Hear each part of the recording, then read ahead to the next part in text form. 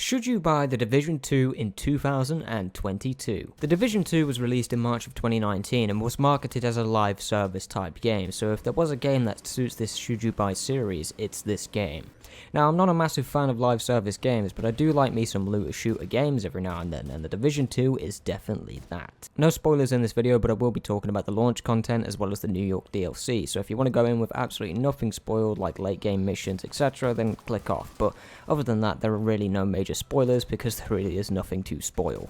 So sit back and relax and don't get ready to spend your hard-earned cash just yet. This is the Division 2 review. You may want to check out other reviews because I'm not going to be very positive, I'm not going to lie to you.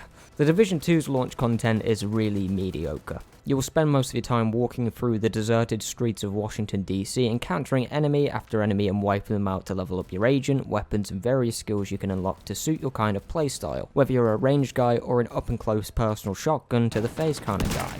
You play as a random agent you create, and you're tasked with main missions spread across all of Washington DC that pushes the main story forward, and the main story is honestly shite. It's not worth talking about because, well, I can't really remember anything that happened in the story. The voice acting is boring and the cutscenes are okay at best, at least when cutscenes actually appear, it feels really cheap. The storytelling is definitely the laziest part of the Division 2, it really feels rushed and mechanical in a sense.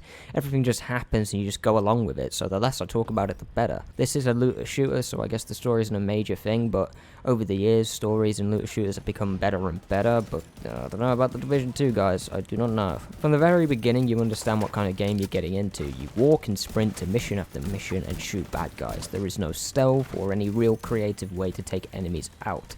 You literally go in and shoot. In a sense, it's a third-person Call of Duty with looter shooter elements, only it's an open world, and some of the missions are linear. The variation in the gameplay comes from the skills you can unlock, which can be something like a little explosive ball that targets specific enemies, or a sentry turret which does the same thing but for longer and at distance with less damage. That's your lot really. You can customize your weapons naturally, as this is a looter shooter, which is why you want to play the Division really, but I will get to that in just a minute. You can customize your barrel, scopes, magazines, all the usual stuff, as well as your agent with various bits of gear you loot and unlock over the course of the game, which adds to your overall level. So when it comes to enemy AI, they're pretty stupid as well. They tend to just run at you. It depends on the enemies you face, and you got some guys that are meant to run at you because they've got bombs on them and they come at you with shields and stuff like that. And then you've also got flamethrower enemies, as I've mentioned. I think they're called the cleaners. I said the caretakers earlier, but it's the cleaners, I think. And they're pretty cool to take on, but at the same time they just come at you with flamethrowers. You've got sniper enemies, and then you've got big bosses. That's your lot really. At the end of the day, you're just doing the same thing. You're shooting them with weapons. Depending on which weapon you want to use, it depends how effective you are. If you're facing enemies that are running at you, you'll want a shotgun or an SMG. If you're facing a long range enemy, you want a sniper.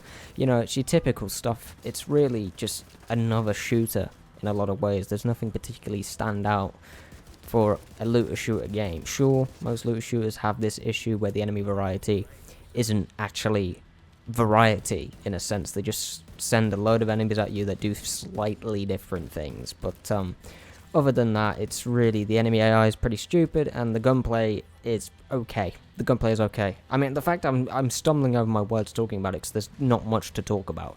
The gunplay is okay. It is you looter shooter. It's your third-person shooter. There's nothing special about it, and that's something I like to point out in my reviews when I see something special, and there's just nothing special in this game. For me guys. So the actual world that you'll be exploring is, well, it's dead. It makes sense thematically with the story since the virus spreads and all that, but it makes for a really boring open world to explore.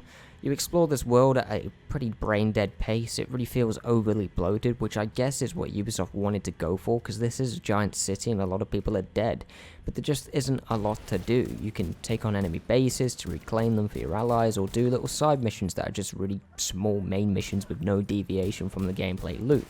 And overall, it just feels really stripped down. A lot of the side content is just mind-numbing and you do it just to get some upgrade points. It's not like Destiny 2 where there's little bits of story attached to it. It really is just run into a building, shoot some guys, have the radio talk to you with whatever fucking character, and then you leave and you've leveled up a little bit. It's very, very, very lazy. There's also only a few factions, and you can't really side with any of them. There's no real player choice, and while The Division isn't really a role-playing game, it would have been nice to maybe have 3 different campaigns with each faction, because to be totally honest with you, the campaign, it's just not very good. It feels really lazy, and a 13-year-old could have wrote most of the story for 20 quid, so I really don't think it's much of a stretch to have multiple different factions. Maybe you could side with them, maybe you could ditch the Division, maybe you prefer a different thing, like the I think they're called the Caretakers, the characters with flamethrowers. You'll see them in the gameplay. Maybe it would have been cool to join them and get access to a flamethrower and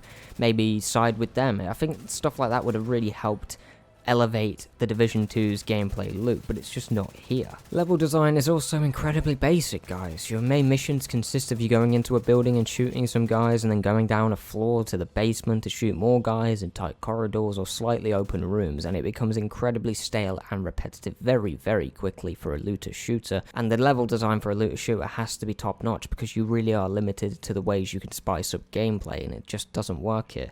Now, I understand there's going to be a lot of Division 2 fans probably watching this. You know, everyone likes to go back to a new review and, oh, I really like this game, let's see if this guy likes it as well, but I just don't think this is a very good game, guys. This is why Destiny 2 works most of the time anyway. You do the exact same thing over and over again, but the environments are varied. Different enemy factions exist on different planets, so it's the variation in environments and enemy designs that avoids that repetitive factor becoming overwhelming. So Ubisoft really shot themselves in the foot when they decided the Division had to be some super grounded and realistic looter shooter.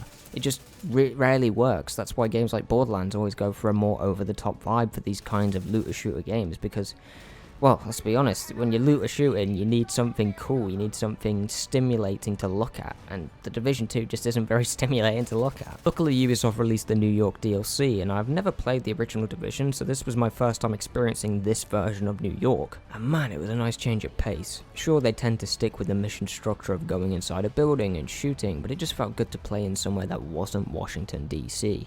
You spend so much of your time just running, and it just got mind-numbing, so New York was a nice change of pace. Getting to look at all the buildings, looking at this version of New York was actually very cool. I mean, it's obviously very grounded, but I think New York, in any kind of game, any game that's set in New York, there's always something unique to it. There's always a different vibe to this city. It's very weird. I've never been to New York myself, but it does feel like a different city every time I play it. GTA 4 felt different. Spider-Man felt different. It's just one of those things that I personally enjoy. Unfortunately, they really didn't do much for enemy variety. You're still facing the same damn enemies. Oh look, a flamethrower enemy, he must be tough to take on. Oh no, just shoot his tank and boom. There are things called dark zones. That is where most of the PvP tends to happen, and while I don't have any footage of this as I played this part on PlayStation, I will say a few words. It's okay.